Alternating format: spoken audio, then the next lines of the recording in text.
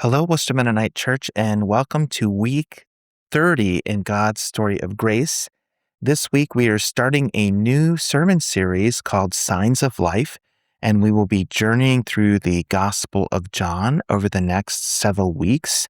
And we're transitioning from a series that we did on parables. And so it'll be interesting to think about how parables helped us reflect, but signs point us towards an invitation to believe or to make a decision. This week's readings in particular are from John chapter 1 and 2. And then there are two Old Testament readings, one from Isaiah 25 and one from Psalm 104. And then in addition, we have a New Testament reading from Ephesians chapter 5. And so let's get started. So as we begin, we'll notice from our Old Testament readings that there are two references in each, respectively, to God giving wine to human beings. And in Isaiah chapter 25, it takes place in the context of a banquet that the Lord will have on the holy mountain. And this is a prophecy about the end times when God will bring forth nations to him on his holy mountain, which, in the Old Testament context, we see that as I believe it's Mount Zion or Mount Moriah, one or the other. Mount Moriah is where the temple is, and Mount Zion is the mountain next to Mount Moriah, where King David was especially associated with. But in the final days, the people from the nations will come forth to God's holy mountain, and he will have this banquet. And at the banquet, people will feast, and it says in the passage that God will finally overthrow the power of death and wipe away every tear. And it's a very comforting image. We've actually been thinking about this idea of a banquet for quite a while this year, as we've been spending a lot more time reflecting on communion, since we've been celebrating communion more regularly, once a month for this past year. And so communion very much points towards the end times great banquet that God has as he brings his people into the feast of the Lamb to celebrate the great work of salvation that Jesus has offered up for humanity. And we think of it often maybe as a celebration, a heavenly celebration, or a sense of reunion when people are brought back together. But in Isaiah chapter 25, it's just focused on the nations being brought in and God bringing an end to death and bringing comfort.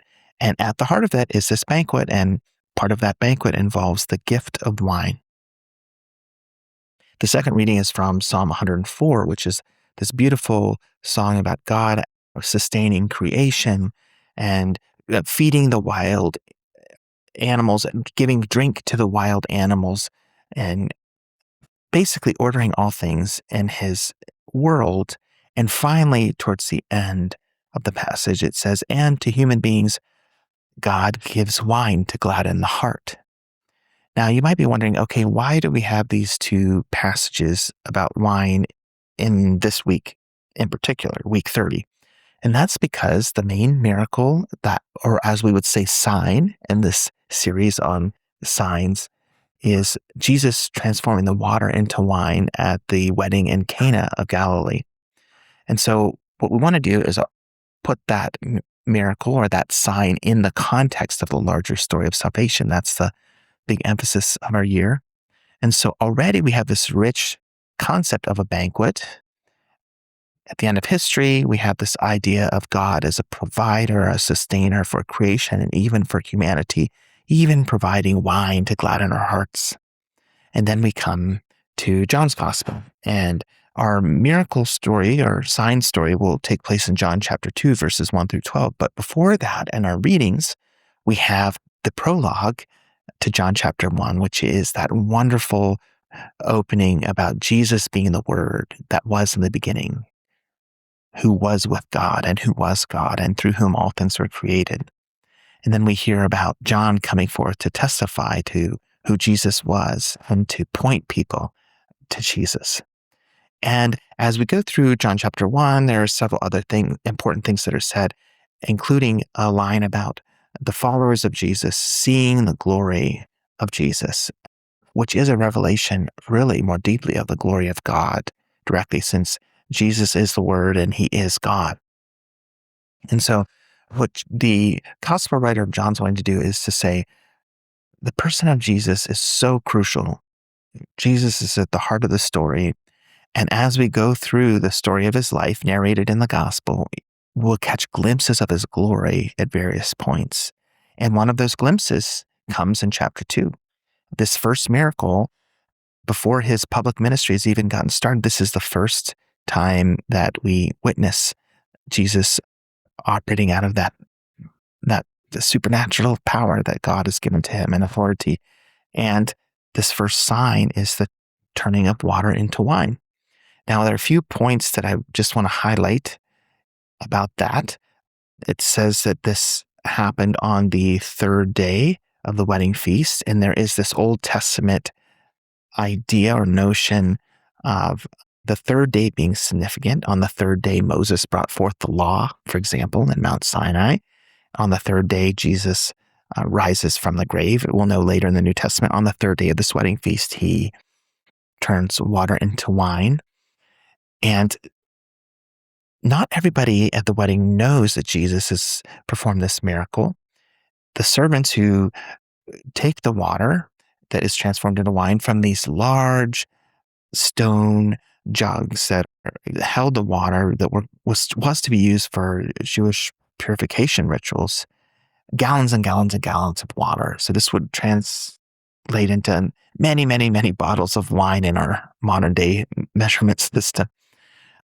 But the servants knew, and Jesus' followers knew, and Jesus knew what had happened. But the guests didn't know, and those who had organized the wedding celebration wouldn't have known. And so this wine comes out that Jesus is transformed, that made from the water. And as people are drinking it, they're just astounded at its quality. And one of the guests says, "Why would you wait to bring out the best wine to the end? Normally you begin with the best wine." And this is just a beautiful example of how what Jesus produces is incredible. It's the highest quality. He produces it in abundance, and it brings blessing and celebration to other people. So he does this sign at a wedding. We realize that the Old Testament context of what God is going to do for humanity takes place at a banquet at the end of time. And then as we look forward, we will anticipate more about the banquet and Jesus' teachings.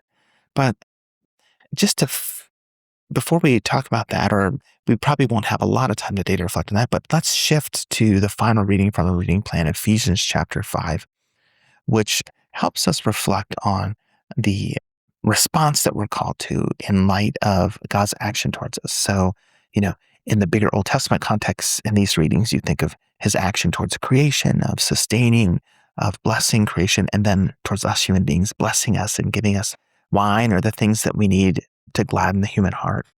Then we think of Jesus, the Word that came to dwell among us and to reveal God's glory to us and to invite us to believe in him and be connected to him. And then in the particular story, Jesus providing for this wedding celebration and all of the guests that were blessed by his action.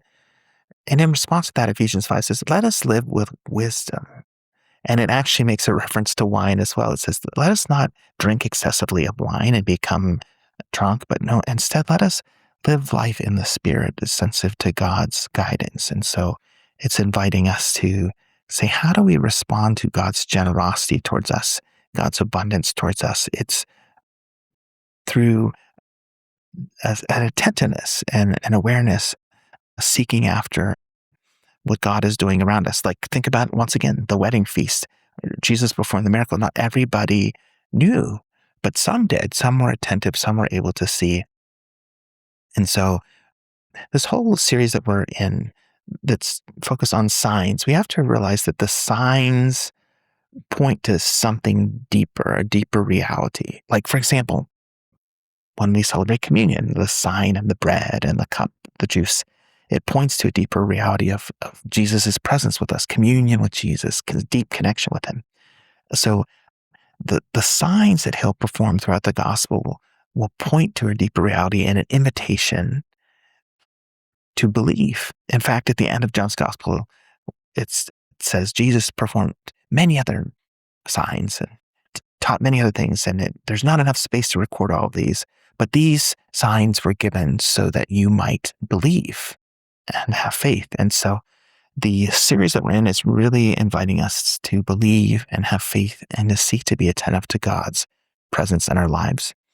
So I hope that you enjoyed this week's readings. I really appreciate you participating in our reading plan this year and launching out into yet another series. I'm really excited about being in the Gospel of John. It's such a rich book within the New Testament and within the broader Bible. And I hope that you'll share your own insights during the sermon time or in Sunday school or if in a small group if you're a part of one.